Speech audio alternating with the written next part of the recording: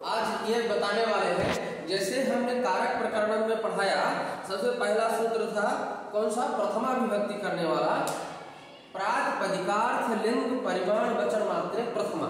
तो सबसे पहले उसमें लिख दिया प्रातिपदिकार। अब इसमें हमने ये प्रातिपदिकार्थ का जो बताया था कि पदम पदम प्रतिपदम अप्रतिपदम अर्हतीति प्रातिपदिकम। प्रातिपदिकार्थ, तो प्रातिपदिकार्थ में दो शब्द है, प्रातिपदिक धन अर्थ। प्रातिपदिकस्य अर्थ प्रातिपदिकार्थ। तो प्रातिपदिक शब्द जो पहले आता है, पहले इसको आप जाने कि यह प्रातिपदिक क्या है। धन अर्थ, प्रातिपदिक धन अर्थ हो गया, प्रातिपदिकार्थ हो गया, षष्ठी तत्पुरुष समास। तो प्रातिपदिक क्या है? तो प्रातिपदिक संज्ञा करने वाले व्याकरण शास्त्र में दो ही सूत्र है। कौन से? तो पहला सूत्र है, सूत्र पाणिनि का लिखेंगे तो अगर पूछेंगे तो लिखा है अर्थवद धातुर प्रत्यय प्रातिपदिकम। अर्थवद, अर्थवद धातु प्रत्यय। अब इसको अलग अलग करेंगे तब इसमें समझ में आएगा। अर्थवद धातु प्रत्यय प्रातिपदिकम। प्रातिपदिकम ये जो है, ये अभ्युत्पन्न पक्ष जब आता है, यहाँ कोई यहाँ इसको अलग अलग करेंगे तो अर्थवत एक पद हो गया इसमें, अर्थ अस्यास्ति अर्थवत। अर्थवत अर्थात वो अर्थवान होना चाहिए, ऐसा शब्द स्वरूप हो। और अधातु, यहाँ पर इसमें जो दूसरा इसका पदच्छेद होगा अधातु, वो धातु नहीं हो, धातु को छोड़ करके। और अप्रत्यय, अप्रत्यय अर्थात प्रत्यय से भिन्न हो, प्रत्यय नहीं होना चाहिए, वो होगा प्रातिपदिक। अर्थात यहाँ ये संज्ञा करने वाला सूत्र है, तो प्रातिपदिक संज्ञा उसकी होती है, उसको प्रातिपदिक कहते हैं। ये 1 2 3 4 अर्थात चतुष्पदम सूत्रमिदम, 4 पद है इस सूत्र में। पहला है अर्थवत, दूसरा अधातु, तीसरा अप्रत्यय और प्रातिपदिकम। इसका अर्थ ये विशेषण है यहाँ प्रत्यय और प्रत्यांत। इस प्रत्यय से प्रत्यय और प्रत्यांत तदादि दोनों लिया जाता है। तो अर्थ हो जाता है इसका कि धातु को छोड़ करके, धातुम प्रत्ययम प्रत्यांतं च वर्जयित्वा अर्थवत शब्द स्वरूपम प्रातिपदिक संज्ञम स्यात्। अर्थात धातु को छोड़ करके, जो न धातु अधातु, जो धातु नहीं होना चाहिए, अर्थात धातु को नहीं तो धातु को छोड़ करके, और प्रत्यय को छोड़ करके, और प्रत्यांत तदादि को छोड़ करके, जो अर्थवान शब्द स्वरूप, अर्थवत का है यहाँ शब्द स्वरूप लगेगा, जो अर्थवान शब्द स्वरूप जिसका कोई अर्थ हो, उसकी प्रातिपदिक संज्ञा होती है, ये प्रातिपदिकम। तो ये एक पहला सूत्र है, कौन सा? यही अर्थवद धातु प्रत्यय प्रातिपदिकम। एक साथ में जब इसके अधातु आ के साथ में ता मिलता है तो यहाँ जस्त हो जाता है, दा बन जाता है वो, और वो पूरा हो जाता है। तो अर्थवद धातु प्रत्यय प्रातिपदिकम ये सूत्र है। और इसको अलग अलग करते हैं, अर्थवत, अधातु, अप्रत्यय, प्रातिपदिकम। तो ये एक सूत्र ये है पहला, जो अभ्युत्पन्न पक्ष में राम दशरथापत्यम राम, जो दशरथ के पुत्र हैं श्री राम, वही राम शब्द की यदि प्रातिपदिक संज्ञा करना है तो ये जब अभ्युत्पन्न पक्ष होगा तो उसमें इससे प्रातिपदिक संज्ञा होगी।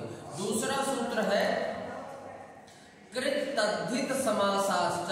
ऐसे अगर कृत को अलग लेते हैं, इधर तद्धित, कृत तद्धित समासाश्च, ये पूरे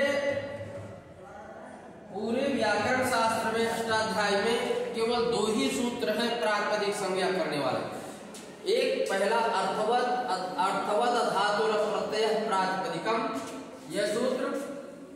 दूसरा है कृत तद्धित समासाश्च, चा से जो है अब यहाँ पर भी प्रातिपदिकम की अनुवृत्ति आती है और यहाँ तदंत विधि हो जाने से कृत तद्धित समासाश्च से कृदंत तद्धितांत और समास की भी प्रातिपदिक संज्ञा होती है।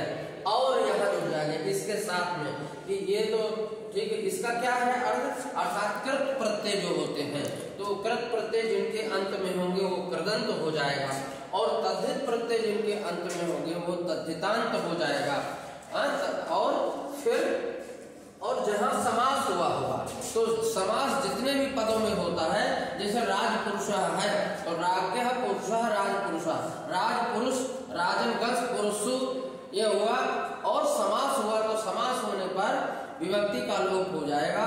जब राजपुरुष शब्द है पुनः उसकी कर्तव्य समासाश्च से प्रातिपदिक संज्ञा होगी, तब सुविभक्ति राजपुरुष बनेगा। इसी तरह से कृत प्रत्यय जितने भी हैं और तद्धित प्रत्यय जितने भी हैं तो इनमें अगर हम व्युत्पन्न पक्ष मानते हैं, रमन्ते योगिनो अस्मिन् इति रामः अगर करते हैं तो रम धातु से घय प्रत्यय हो गया, घय प्रत्यय में केवल आ बचेगा धा और य की एक संज्ञा होने के बाद और उपधा को दीर्घ हो जाएगा तो राम शब्द बनता है राम। यहाँ ये कृदंत मतलब तद्धित प्रत्यय हो गया, अर्थात यहाँ पर क्या है ये अर्थात कृदंत और जितने भी अथवा तद्धित जितने भी प्रत्यय हैं वो अंत में जिसके होंगे ऐसे कृदंत तद्धितांत और समास इनके भी प्रातिपदिक संज्ञा।